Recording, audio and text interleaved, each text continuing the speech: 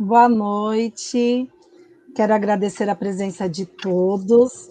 E hoje é um dia para mim muito, muito especial, porque vou conversar com a professora Margarete May. Foi uma das professoras da universidade, da época que fiz pedagogia, e para mim é especial isso, né? Trazer esse resgate da minha história depois de 12, 13 anos fora do ensino universitário. Mas, professora Margarete, muito obrigada por ter aceitado o convite e vir aqui dialogar com a gente no Tecendo Diálogos, diálogos colaborativos. Aí, se a senhora pudesse apresentar, contar a sua história, eu Sim, acho mais interessante a pessoa falar de si, né? sim. Bom, boa noite, né, para todos.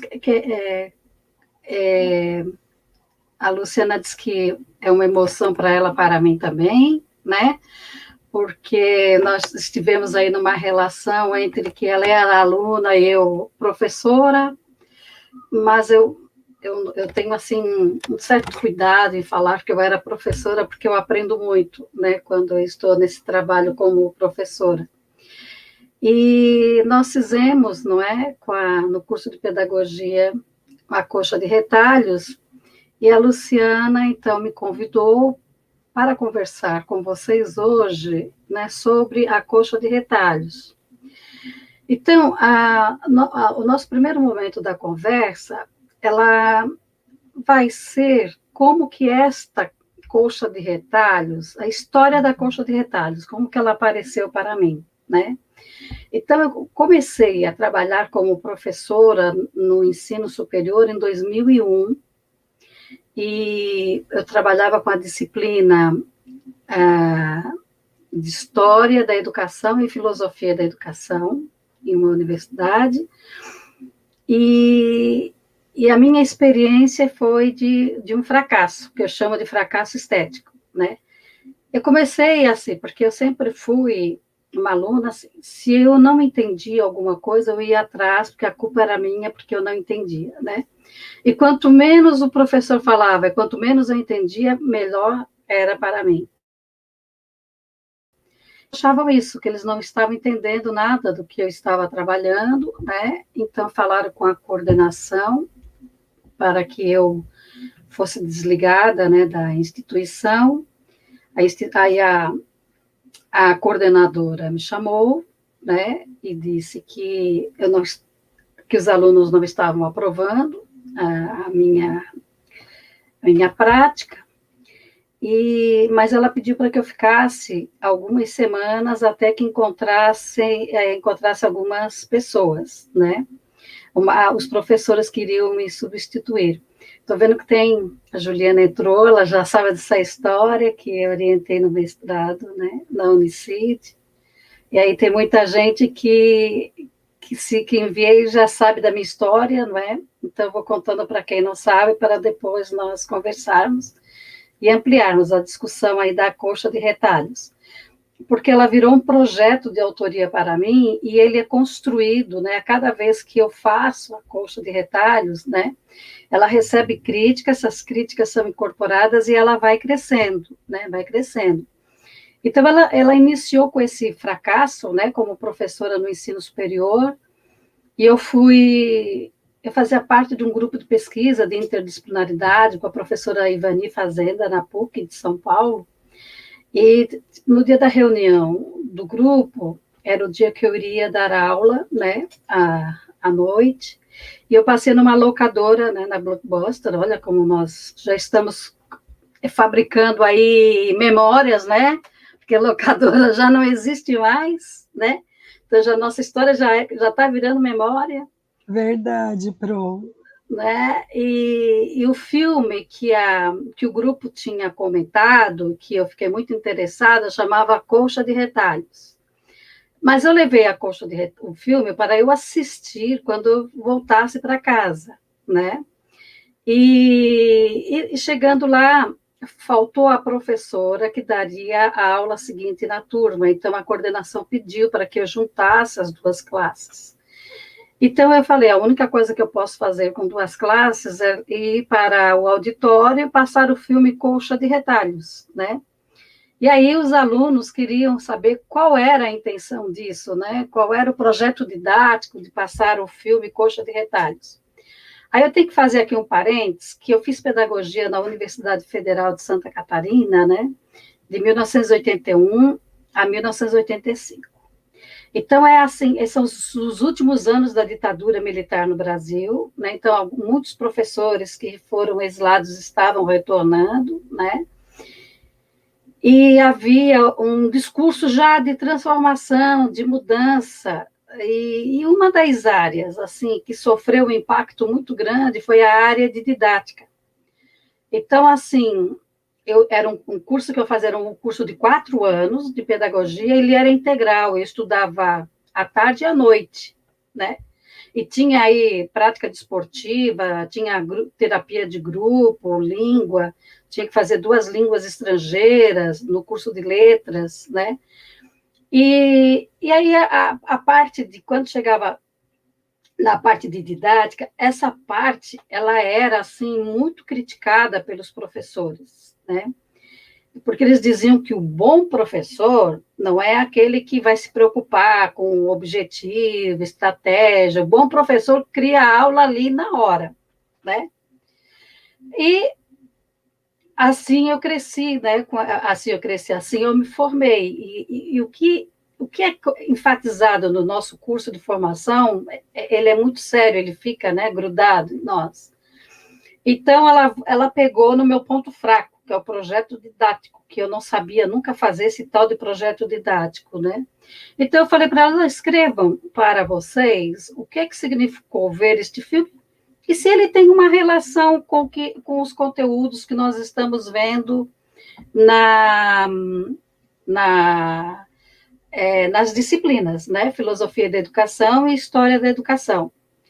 Na história da educação, eu ia trabalhar com eles, porque para eles era tão distante aquilo que estava acontecendo na história da educação, né?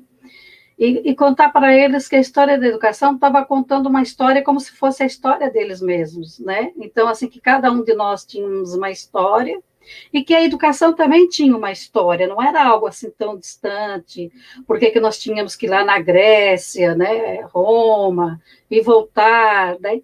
Então, que a educação atual, né, ela tem muito do que passou da história dela, assim como é a nossa história, né? Então, nós estamos vivendo em outro mundo, outro momento, mas ainda tem uma ligação muito, muito forte com os nossos ancestrais, né? Então, o que nós não temos é consciência dessa relação com nossos ancestrais, mas há uma relação, né? Então, na história da educação. Na filosofia, nós começamos a fazer uma ligação que eu trabalhava com eles, com os axiomas, que era a relação de poder, de ideologia, ética, estética e moral, né? Então, os axiomas filosóficos. Então, nós começamos a estudar essas questões, né, relacionadas ou com o filme ou com os próprios conteúdos das escolas, né? Das disciplinas escolares. E aí, quando eles, na semana seguinte, eu voltei, né, para lá ainda, eu não sei se não acharam professores, eles queriam me dar mais uma chance, né, eu voltei e encontrei na mesa do professor, assim, uma pilha, né, de documentos escritos, e eles relacionaram, eles disseram que escreveram com muita tranquilidade a relação do filme com os conteúdos que nós estávamos vendo nas disciplinas, e eles queriam fazer, como no filme, a coxa de retalhos. Eles queriam fazer uma imagem no retalho, né, do tecido, a história deles. Naquele momento, eu não tinha essa visão, né? Eu comecei, pelo amor de Deus, o curso de pedagogia já é criticado. Agora, imagina uma professora fazer coxa de retalhos, né, na faculdade. Bom, aí eu já vou ser demitida por justa causa, não é? Não é nem mais vou demitida porque sou incompetente, agora é porque é por justa causa mesmo. Aí elas ficaram conversando comigo para fazer e não teve jeito, eu não fiz, né? Eu não fiz. E na disciplina, nas duas disciplinas, elas tinham que fazer um trabalho final. E na capa do trabalho, isso eu ainda tenho guardado, de um grupo, né? Elas colocaram as fotos delas, outras colocaram imagens da história delas, embaixo todos eles combinaram, né? Você não fez a colcha de retalhos conosco, mas nós fizemos com você, né? E aí eu fui demitida dessa instituição, mas agora não mais pelo meu fracasso, agora foi pelo sucesso, né? Um sucesso que eu não percebia. Eu achava que estava agradando, né? Porque os alunos começaram a gostar de mim. Houve esse episódio abriu entre nós um diálogo, né? Então nós começamos a dialogar, começamos a fazer negociações, né? E uma das negociações é que eles tinham que ler o livro Escola e Democracia, de Dermeval Saviani, e eu não tive tempo de terminar o livro. E aí eles disseram para mim que não era justo, porque eu não tinha terminado, cair na prova, e era só o livro que ia cair na prova, né? Eu não disse para eles que fazer prova com consulta, eu só falei para eles que eu sentia muito, mas eu tinha que seguir e tal. Então, o que eu fiz? Eu fiz a pergunta tirada, mostrei a página, e em seguida eu coloquei a resposta, né? Mas embaixo eu colocava justifique, né? Então, eles tinham a pergunta, tinham a resposta, mas eles tinham que justificar por que era, e a página para eles irem no livro e ver de onde eu tirei, e aí eles tinham que falar sobre isso. Então, que eles levaram 4 horas para fazer a prova. Então, não foi uma prova fácil, mas eu coloquei no quadro prova com consulta.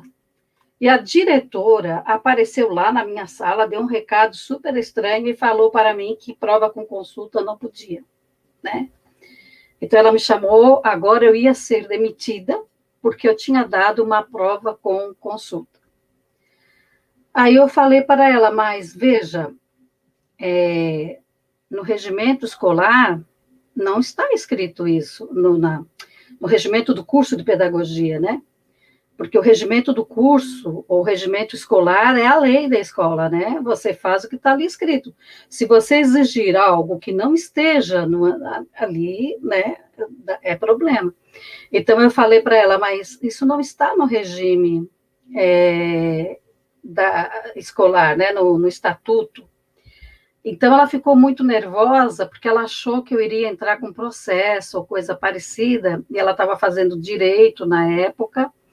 Então, no ano seguinte, a primeira coisa que ela fez foi alterar, né, o regimento do curso de pedagogia e colocou que um professor desse a prova com consulta seria demitido por justa causa, né?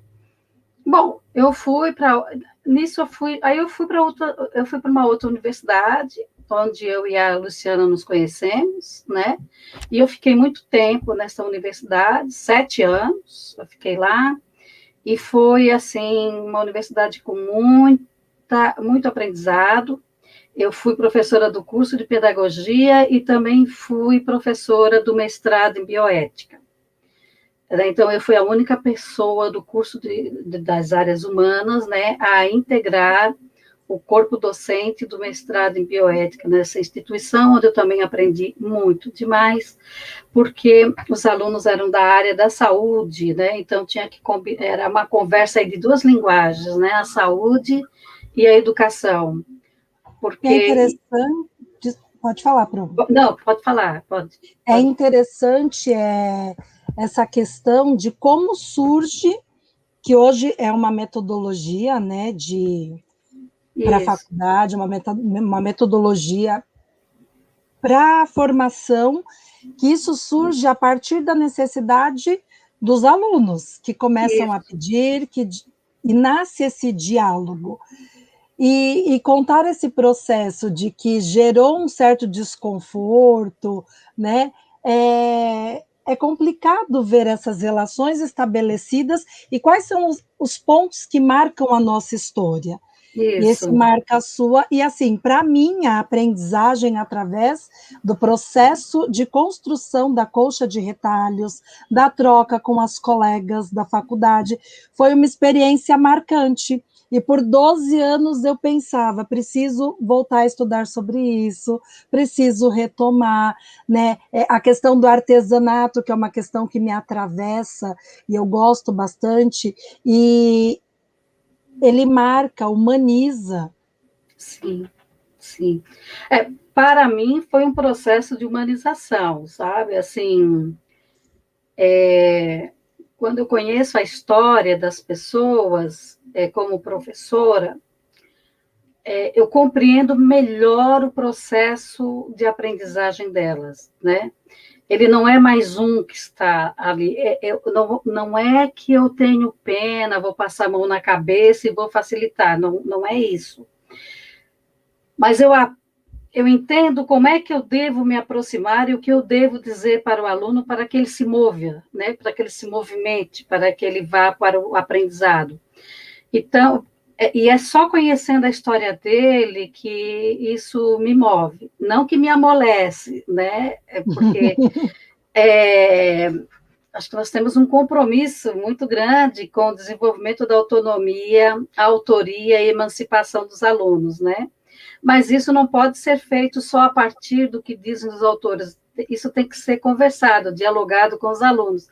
Então, você tem que saber a história, não é? Até para saber onde é que essa teoria vai pegar, né? Vai enganchar. Então, para mim, é um aprendizado muito grande. Assim, eu tenho mais esse olhar de sensibilidade mesmo, tenho mais paciência com o processo. Não que eu não esteja ali cutucando, eu vou ficar cutucando, mas eu vou ter mais paciência, não vou ficar tão angustiada se o resultado não vier assim que eu. Né? Porque às vezes, quando você não conhece isso, você fica muito angustiada, porque tem uma instituição cobrando, tem também um aluno dizendo: olha, não vou aprender, então tem muita. Quem trabalha na universidade, quem trabalha na escola, sabe que tem toda uma instituição, né, por trás de você e toda uma sociedade do qual você tem um papel social aí a desempenhar, né? E isso nos causa às vezes solidão e uma angústia muito grande, né? Então, Sim. quando você conhece, né, esse aluno e conhece o que você faz, você consegue lidar melhor com esta angústia. Não que ela desaparece, mas você consegue lidar melhor e dizer, olha, isso faz parte, né, do nosso trabalho e vamos ter que administrar isso bem para que não tumultue aí a relação do professor e do aluno, né? É uma E sim, junção. isso, e sim. Então, essa experiência que aí vem para outra universidade, que uma classe, aí eu levei meu kit sucesso, né? Fui trabalhar em duas classes.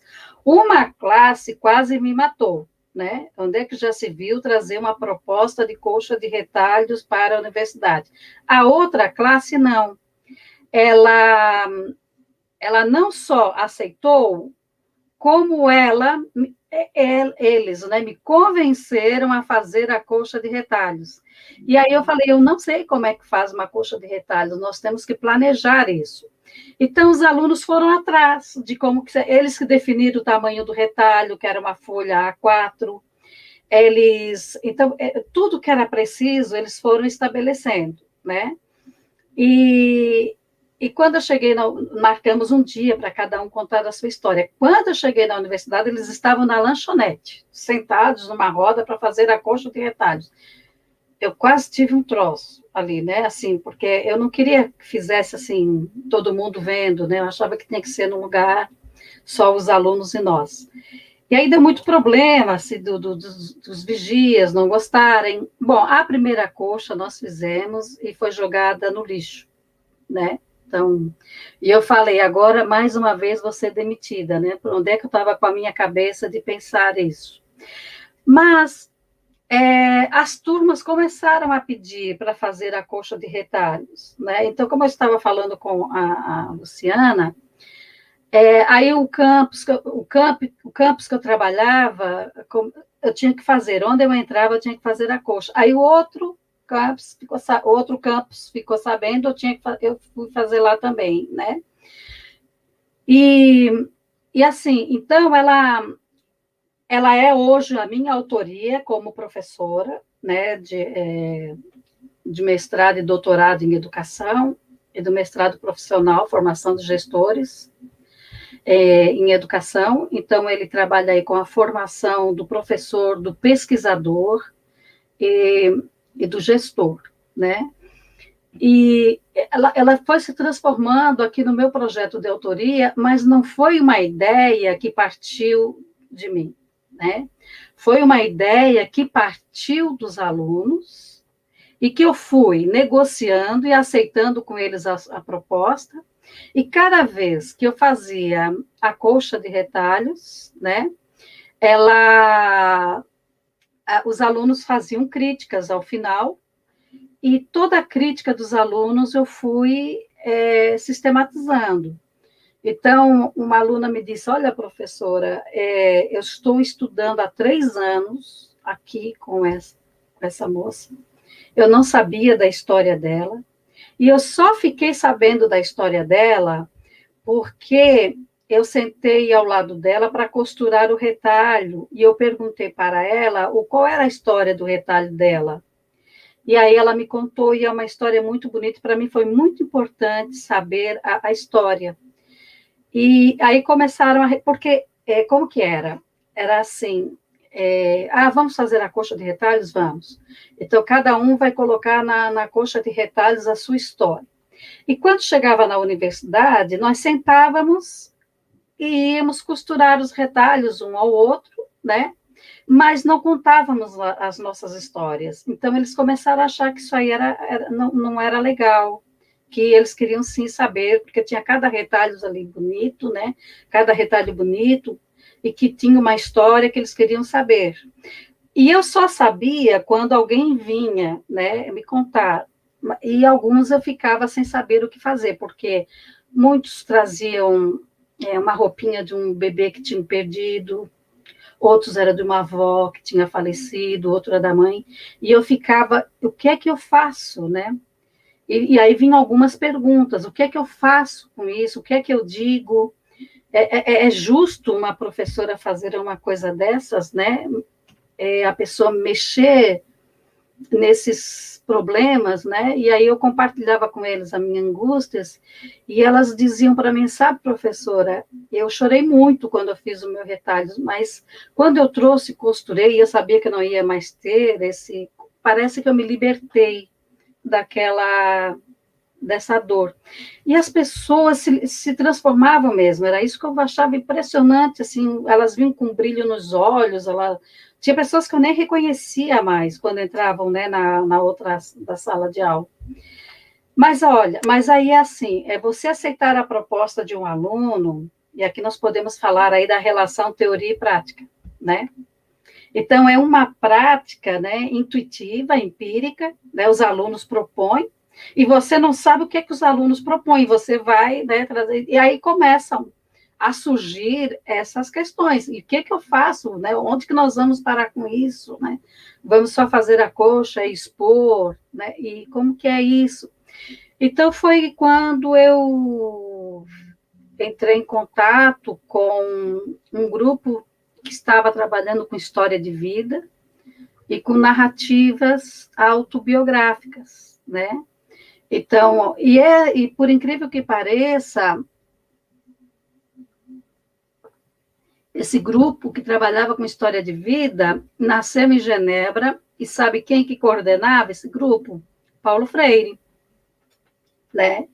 Porque o Paulo Freire, para alfabetizar, ele encontrou adultos que eles negavam a sua história, né? Eles sentiam que eles não eram capazes de aprender, que eles não eram capazes de nada, né? Então, o Paulo Freire precisou começar com a história de vida deles, para eles resgatarem, né, e perceberem que eles são sujeitos históricos, que eles tomam, sim, decisões, né, que eles não são só mandados, mas eles também tomam decisões, e que eles sabiam, sim, fazer muitas coisas, né? Então, ele convidou um artista, que é o Brenan, muitos de vocês conhecem, que tem um museu lá em Recife, né? Acho que ele faleceu faz uns 2 anos, algo assim, né? E o Brenan, ele foi na comunidade, que eram os alunos, né, do Paulo Freire, e pintou tudo o que eles faziam, o poço, um vaso de barro com as flores, a casa, o jardim que eles tinham, tudo. E aí ele fez uma exposição de arte e levou os alunos para apreciarem, fazer uma apreciação dessa obra de arte.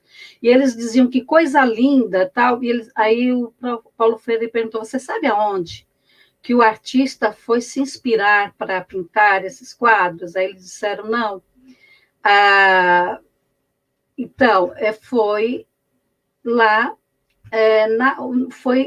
foi onde vocês moram. Aqui está a casa, está de fulano, aqui está a mesa com um vasinho de flor, que é da sua casa, aqui o poço. E quem fez isso, né? Então, quem foi que fez o poço? Quem foi que fez esse vaso de barro? Quem fez a casa? Eles falaram: nós. Então, eles falaram: então vocês sabem fazer, vocês têm saberes, né? E que aí vem a noção de saberes, não é, de Paulo Freire, que todos nós temos saberes, e a valorização pelos saberes. E que ele, não sei se é dele essa história, né, de que tinha uma canoa, que dentro da canoa tinha um médico, tinha um advogado, tinha um professor e tinha o remador, né? E ele dizia assim: olha, quem não estuda vira um remador, né? Ó, quem não estuda, vira... E aí, de repente, o remador falou: vocês sabem nadar? Aí eles falaram: não, essa é que pena, porque agora o saber que é necessário agora é o nadar. Então, em cada situação da vida, nossa vida tem um saber, né? Então, ele falou: não existe o saber, o melhor e o pior saber, né? Não existe o ser mais e o ser menos. Independendo da situação, né, as pessoas têm saberes que eu não tenho, porque é impossível nós sabermos tudo, fazer e saber tudo que tem no mundo. Então, assim, algumas coisas nós sabemos, outras nós não sabemos, e por isso a importância, né, do coletivo, porque são esses saberes que vão fazer funcionar uma sociedade, né? E a própria sociedade que criou quem é inferior e quem é superior. E aí teve um trabalho que o Paulo Freire teve que fazer, que foi desse resgate, né, de sentimento, de autoestima, de que as pessoas percebessem que elas tinham, sim, saberes, né, que elas não vieram para a escola como uma tábula rasa, sem nenhum saber, né, elas chegam na escola já com saberes. Aliás, até a criança, né, quando a criança chega na escola, lá na educação infantil, ela não chega sem saber fazer nada, né? Ela aprendeu a mamar, ela aprendeu a engatinhar, ela aprendeu a andar, né? Ela aprendeu a comer sozinha. E são saberes que a criança, quando vem para a escola, já possui, né? Então, ele inaugura essa discussão e começa com a história deles começarem a escrever sobre a história deles. E quando o professor foi exilado, né, que ficou em Genebra, ele trabalhava com a África, né?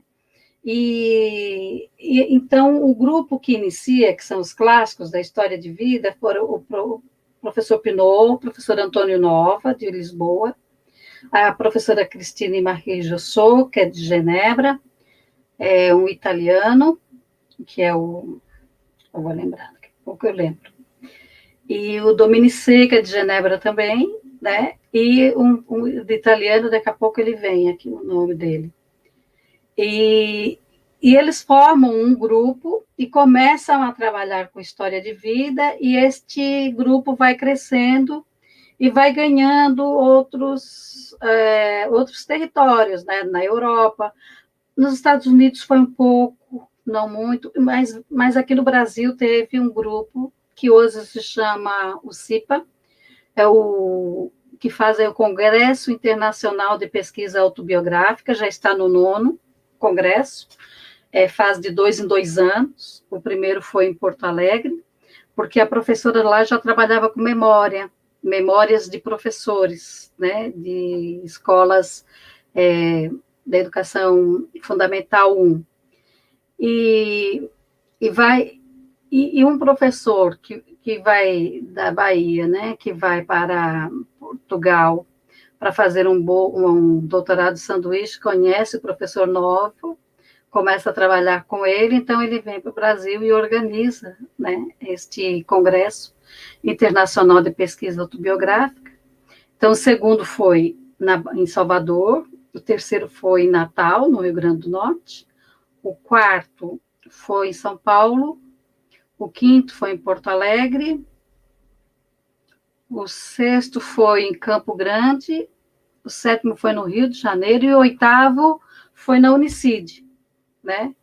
E agora o nono, são 2 em 2 anos, e o nono agora será em Brasília. Então, esse é um movimento que vem crescendo muito, esse trabalho na formação inicial, continuada com os professores, com a narrativa autobiográfica, né? Do falar. É um trabalho bem interessante, né, Pro? Porque traz o resgate da história das pessoas, faz esse compartilhamento, faz essa sensibilização, essa humanização, e vai se estendendo, né, por vários lugares. Isso. E, assim, eu trabalho com esses 3 princípios. O que eu trabalho com o desenvolvimento, com as narrativas autobiográficas, né? Com o desenvolvimento da autonomia, né, que nós tenhamos aí uma autonomia intelectual, uma emancipação de saber decidir o que ocorre no Brasil, que a gente tenha uma leitura crítica, né, sobre isso, que trabalha aí com a questão da conscientização, do que o Paulo Freire falava, né, conscientização é um movimento eterno, porque o ser humano ele é inconcluso, ele nunca estará pronto. E ele vai fazer algumas divisões da consciência, né? Então, ele vai dizer assim, como que você vai transformar a sua consciência se você não sabe qual é a sua consciência, né? Então, ele diz que tem a consciência ingênua, ela tanto pode ser messiânica como pode ser fatalista. A messiânica é que acha que nós vamos salvar o Brasil, né? Então, o professor vai salvar o Brasil, a educação vai salvar o Brasil, vai salvar o mundo. A fatalista é aquela que acha que não tem mais o que fazer, vai ser assim, não tem mais o que fazer.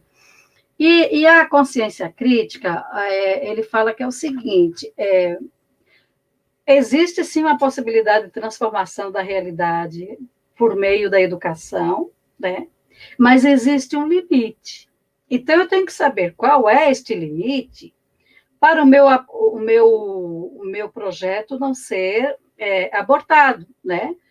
Então, para ele não morrer logo de saída. Então, assim, uma pessoa que tem uma consciência crítica, ela percebe, olha, eu preciso, né? Há uma possibilidade de eu fazer, mas tem isso aqui como limite. Eu preciso até saber qual é o limite para ultrapassar esse limite. Então, para ele, isso seria o pensamento crítico. Veja, e se eu escrevo sobre a minha história, eu tenho possibilidade de perceber, de tomar consciência de como eu penso. Se eu tenho um pensamento ingênuo, fatalista, messiânico, né? Então, se eu tenho, como que eu posso transformá-lo num pensamento crítico? Né? Então, eu vou fazendo essas minhas escolhas, vou tomando consciência de como que eu penso e de como que eu posso transformar o meu pensamento. Então, assim, porque para Paulo Freire, ele não estuda os sujeitos, né? Ele estuda a prática dos sujeitos, porque na prática do sujeito é resultado da forma como o sujeito pensa. Então, como é que eu sei como o sujeito pensa? Pela prática do sujeito. Né? Então, quando eu estou escrevendo, ali tem uma prática, né? E o que eu estou escrevendo sobre a minha história de vida, ali é a forma como eu penso. Né? Qual é o meu pensamento? É um pensamento ingênuo? É um messiânico? É um pensamento ingênuo fatalista? Porque ali eu vou colocar as coisas, né? O que aconteceu, né? Então, e se eu percebo que essa minha forma de pensar é essa, e também até qual é a teoria que está por detrás dessa minha forma de pensar, né? Porque às vezes nós não conhecemos a teoria, mas fazemos a teoria, né? E que Aí é o que se chama. volta a história de Paulo Freire, né?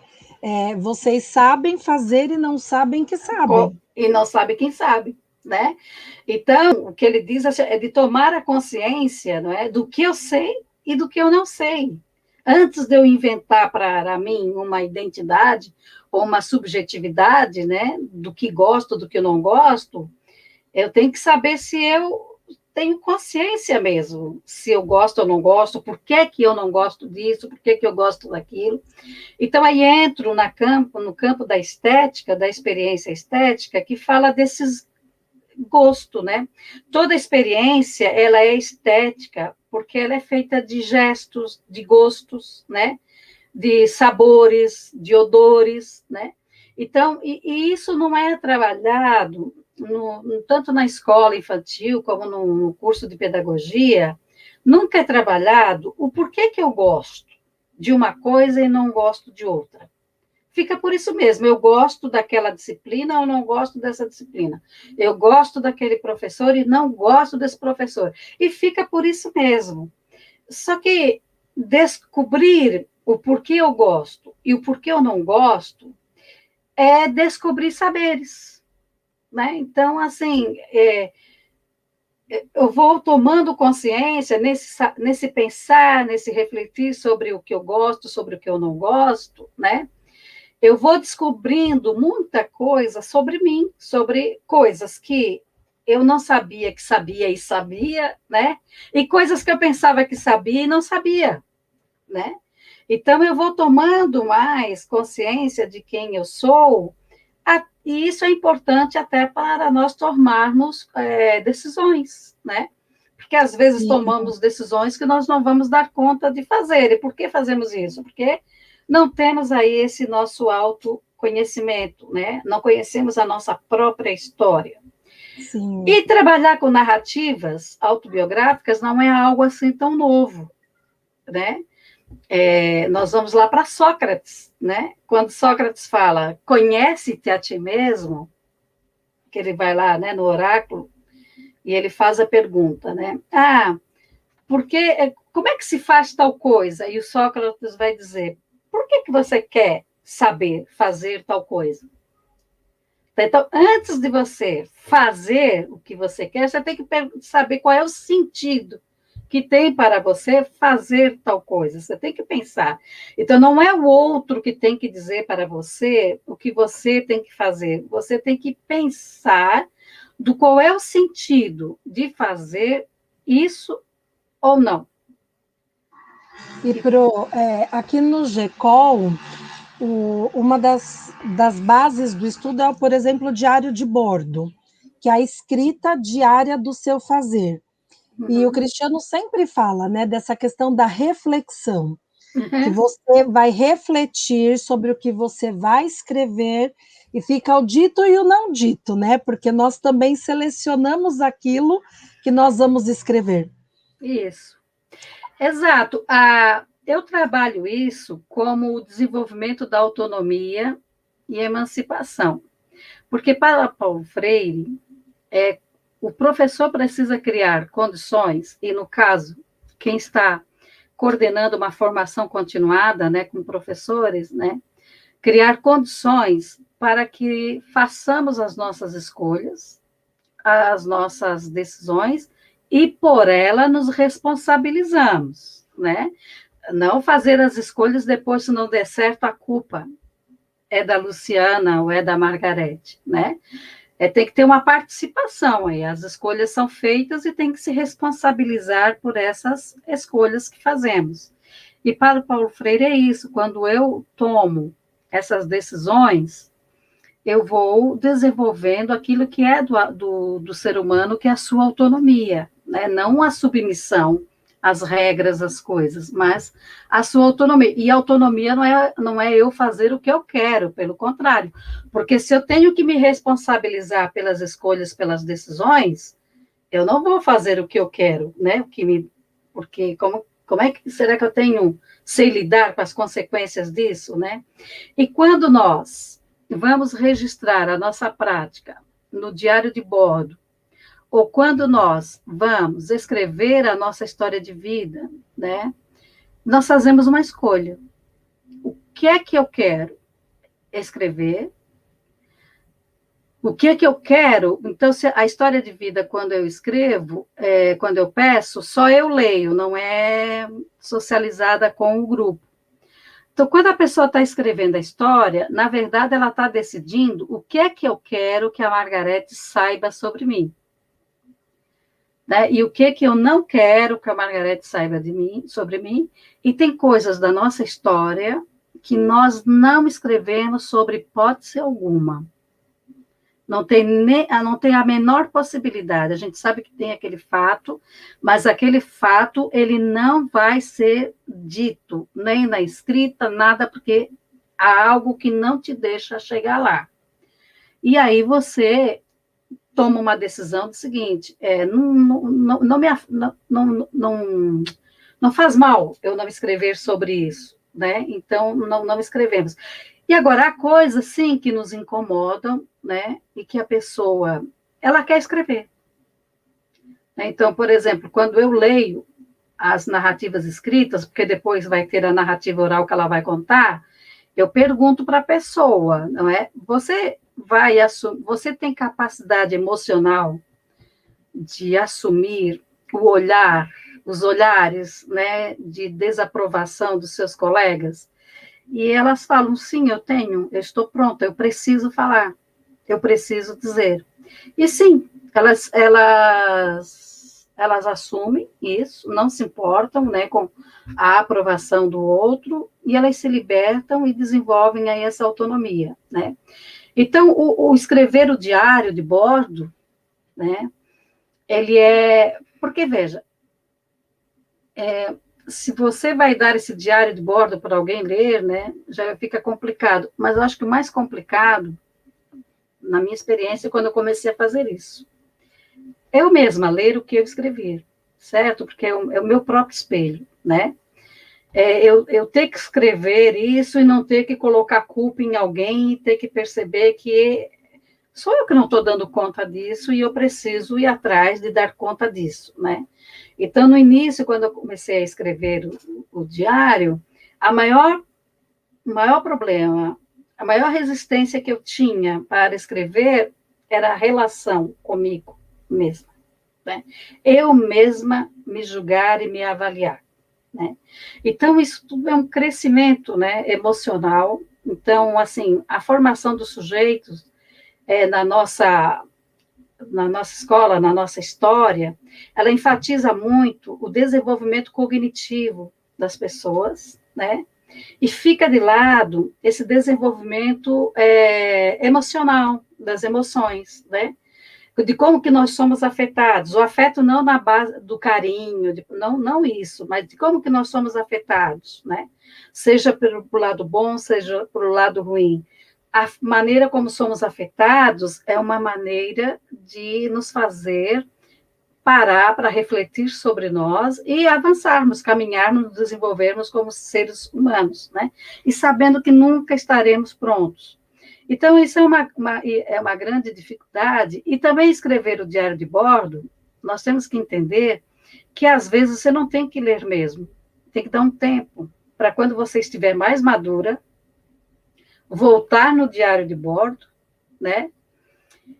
E ver como eu cresci. Acho que eu comecei assim, né? Porque aí fica mais fácil, né? Você olha e diga assim, meu Deus, eu pensava isso, né? Nossa, como que pode, né? Mas só que eu já estava mais amadurecida, então eu tinha a capacidade agora de ler e dizer, minha Nossa Senhora, como você pode escrever uma coisa dessas, né? E então isso é a importância do diário de bordo, porque nós vamos aprendendo que a prática pedagógica ela é construída por nós, né? E que muitas vezes nós não sabemos fazer bem uma coisa não temos esse saber, né? mas esse registro vai dando conta do que é que eu preciso saber. É a reflexão da própria A prática, né? reflexão da própria prática, e aí nós não deixamos de ser. Eu tenho uma imagem super bonita que é do Narciso, que é quando eu trabalho com Adorno sobre a questão da estética, né? Que nós não podemos ser só consumidores de teoria ou de prática bem exitosas. Nós também temos que sair deste mundo do consumo e começarmos a produzir reflexões sobre a nossa própria prática e criar, produzir conhecimento, né? Não só a construção do conhecimento com os alunos, mas também uma produção da nossa prática. Porque aí sim nós saímos deste lado do consumo, porque às vezes há uma crítica muito grande, ela só consome, ela só quer tênis novo, bolsa nova, mas na nossa prática como docentes também nós poderemos ser só consumistas, né? Eu quero saber qual é a experiência exitosa que teve, aí eu vou lá, trago a experiência exitosa, às vezes não serve, fica apertado, dá calo, né? Tem que mandar na costureira largar porque ficou muito apertado, então fica muito justo, a roupa não coube direito. Então, assim, nós como seres humanos, claro que nós precisamos nos apropriar do que já existe construído, mas nós também temos que ser produtores de reflexão e de conhecimento. E aí entra a questão da pesquisa, não é? Para eu produzir um conhecimento, eu tenho que ter um registro. É uma técnica de pesquisa, né? A observação da minha prática e o registro do que observei, do que deu certo, do que eu não deu certo. E isso é um material de pesquisa. Você pode até entrar no mestrado com o seu diário de bordo e transformar o seu diário de bordo numa dissertação de mestrado ou numa tese de doutorado. Né? Mas se você não tem isso, como é que você vai fazer? Se você não tem os registros, como que você vai fazer essa pesquisa? Como que você vai produzir aí um conhecimento a partir daquilo que você vivenciou na sua prática? Então, o diário de bordo, ele é um instrumento de pesquisa, ele é um instrumento metodológico de pesquisa, né? Que é o que a Jossô trabalha, que a história de vida é um trabalho de pesquisa-formação. Porque no momento em que eu escrevo a minha história, eu já estou me formando. E aí, para a Jossô, a nossa formação não é só ter um diploma, mas também o que ocorre fora das nossas escolas, seja da educação básica, seja da educação superior, o que ocorre fora, né, na nossa família, no emprego, no deslocamento geográfico, de um bairro para o outro, de uma cidade para outra, de um estado para o outro, de um país para o outro, uma vivência amorosa, são aprendizados, né? Nós aprendemos alguma coisa aqui, e estes aprendizados fora da escola, eles compõem a nossa subjetividade. Né? Então, a nossa subjetividade, ela não é composta só do que nós aprendemos na escola para nos tornar aí profissionais. Né? Mas a nossa profissão, a nossa profissionalidade, ela é constituída com que nos formamos, que temos aí um diploma para comprovar, mas também as nossas vivências fora da sala de aula, né? Nessas relações aí de tempo, de espaços, e às vezes existem alguma coisa que aconteceu bem lá no passado, pode ter relação com alguma coisa que acontece agora, no futuro, então você vai tecendo essas nossas trajetórias com momentos que a Jossô chama de momentos charneiras, né? Que a palavra charneira, no português de Portugal, é dobradiça, então é esse abrir e fechar, né? Então, nós temos no momento da nossa vida de que algo que se fecha ou se abre e que modifica, transforma o nosso modo de ver o mundo, né? Há uma transformação. Então, para a Jossô, se há uma transformação, ocorreu aí um aprendizado, né? Então, é importante nós entendermos, assim, como que nós aprendemos e o que nós aprendemos. E isso também nos sensibiliza, não é? Para olhar para o aprendizado também dos alunos e registrar no nosso diário de bordo o que eu fui capaz de observar de como que um aluno descobriu o jeito dele aprender. E falando nisso do que a gente com o que aprende no meio acadêmico e fora do meio acadêmico, então vamos ver como é que surgiu a coxa de retalhos para mim, né?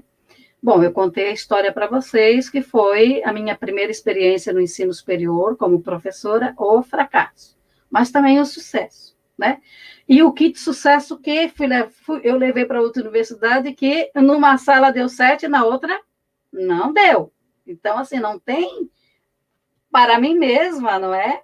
Que eu achava que tinha um kit sucesso, numa mesma universidade, com 2 salas diferentes, um deu certo, o outro não deu. Então, aí a gente tem que ter autonomia para ir buscar, se reinventar, né, e fazer outras coisas.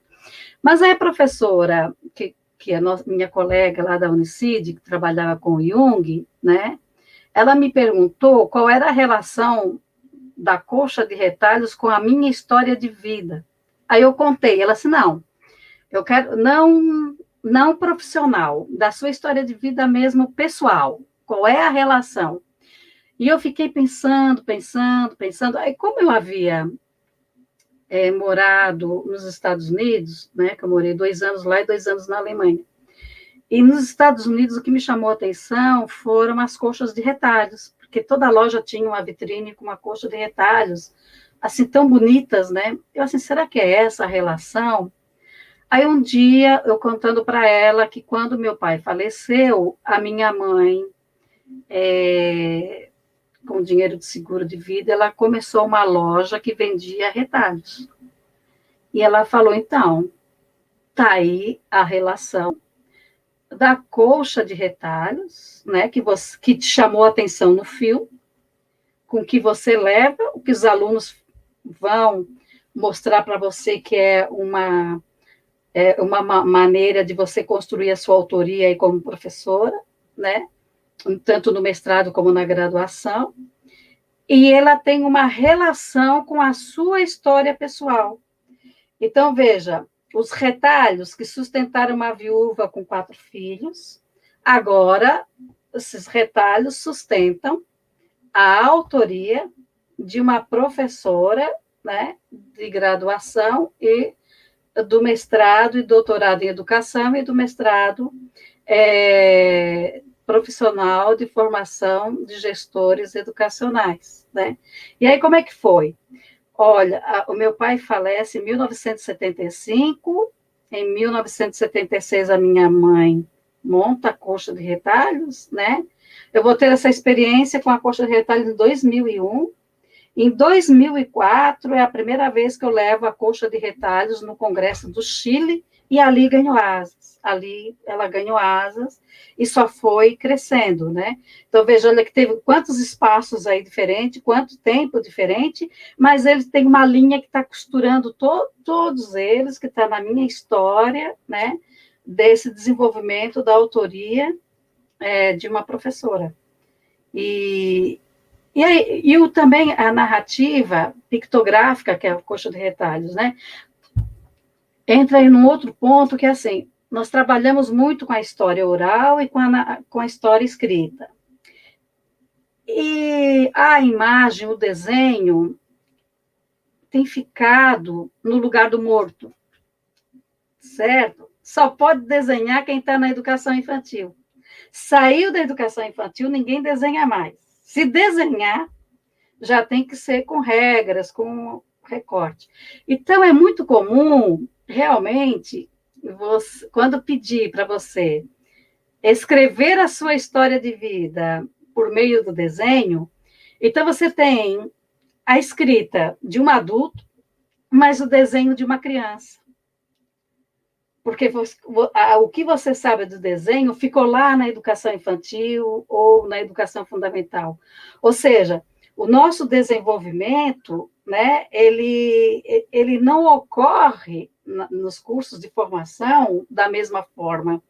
Desenvolve mais a questão cognitiva da escrita, e da oralidade, e o desenho não se desenvolve.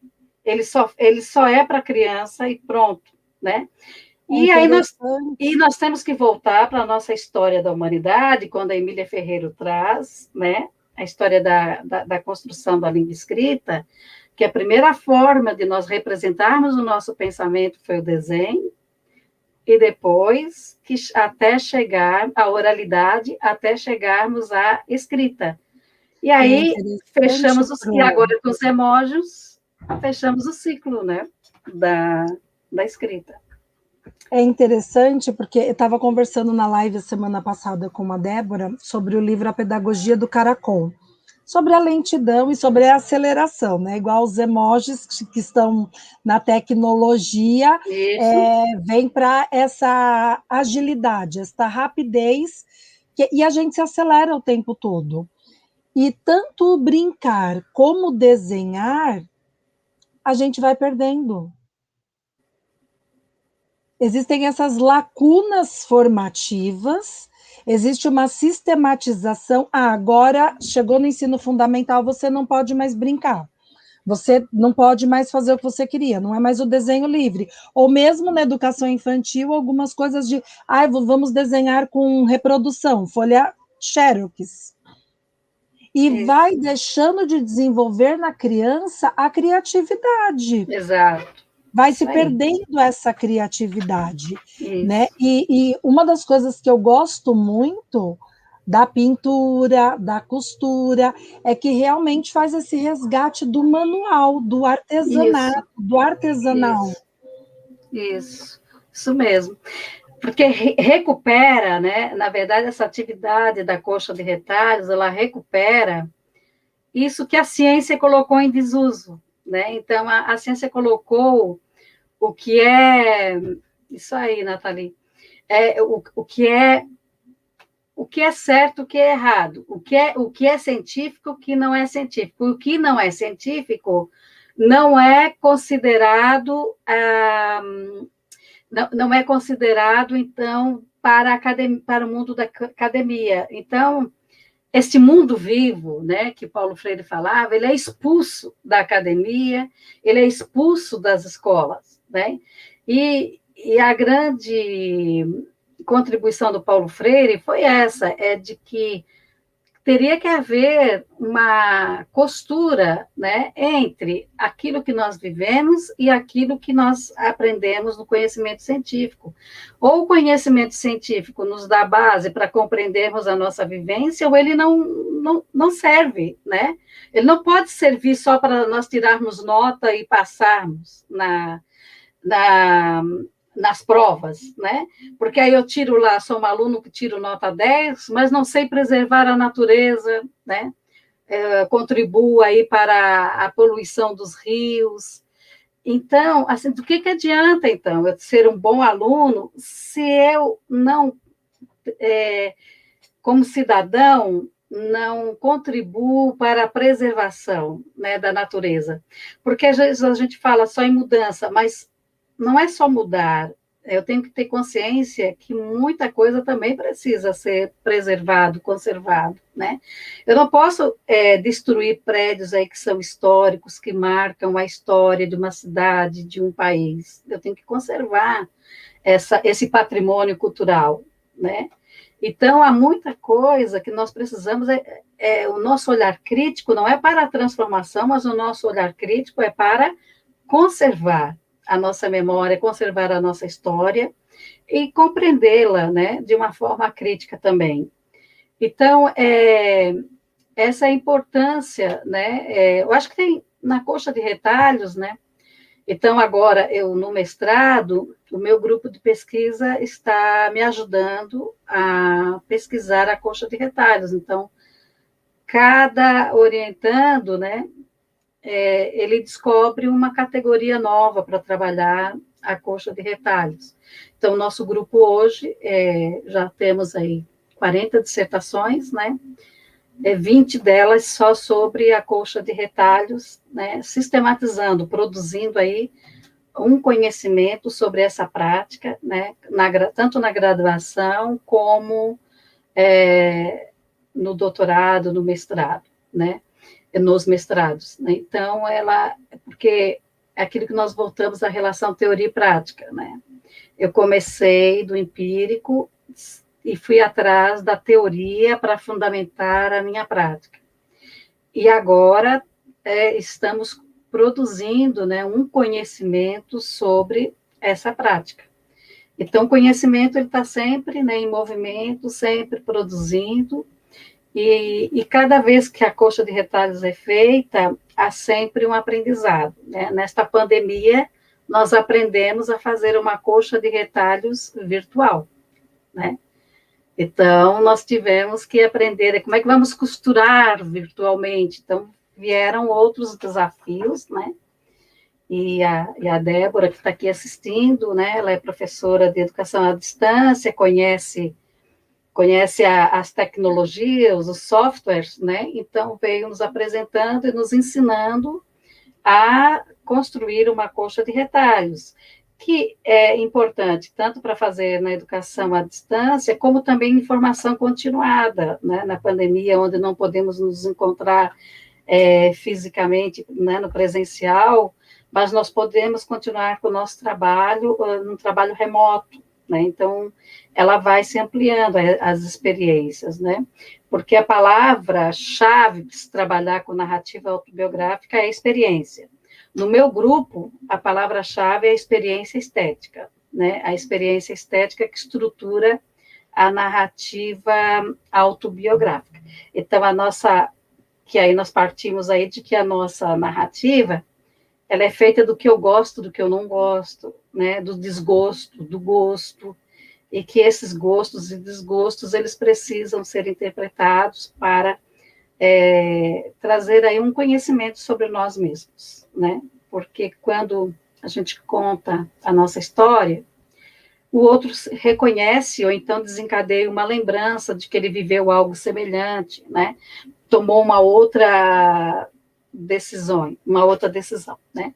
Então é isso. Já passamos aí de 1 hora, a Luciana vai Passa encerrar. muito rápido.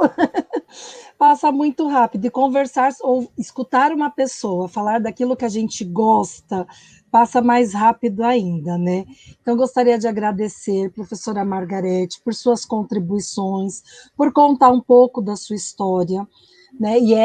São essas histórias de docentes que a gente quer resgatar e que a gente quer compreender e que a gente quer falar assim, nossa, não aconteceu só comigo, né? Acontece com outras pessoas, porque às vezes uma das palavras que a senhora falou um pouco no início da live é que muitas vezes é um processo solitário, que muitas vezes o docente ele sente uma solidão, né? Então, como que esses diálogos colaborativos nos aproximam, né? E nos tiram um pouco desta solidão e trazem este grupo, trazem uma rede de trocas, de aprendizagem, de partilha.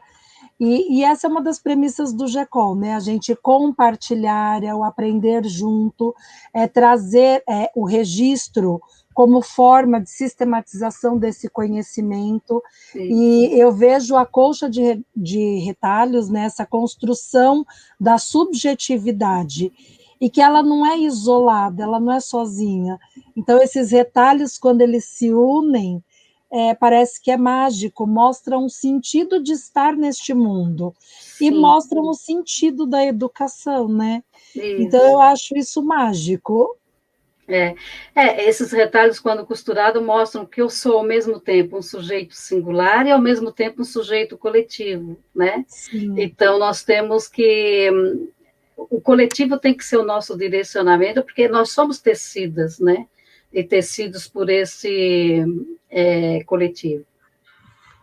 Sim, então gostaria de agradecer por essa tessitura, né, esse momento de troca e partilha. A senhora sempre contribuiu muito no meu retalho, é uma das aulas que mais me marcou na época da pedagogia, e tanto que estou resgatando agora o estudo sobre isso, né? Quero levar adiante, poder estudar um pouquinho mais sobre isso, conhecer o outro. E como a Chiara falou, é assustador a gente se conhecer, mas Sim. também saber que um pouquinho de nós está no outro, né?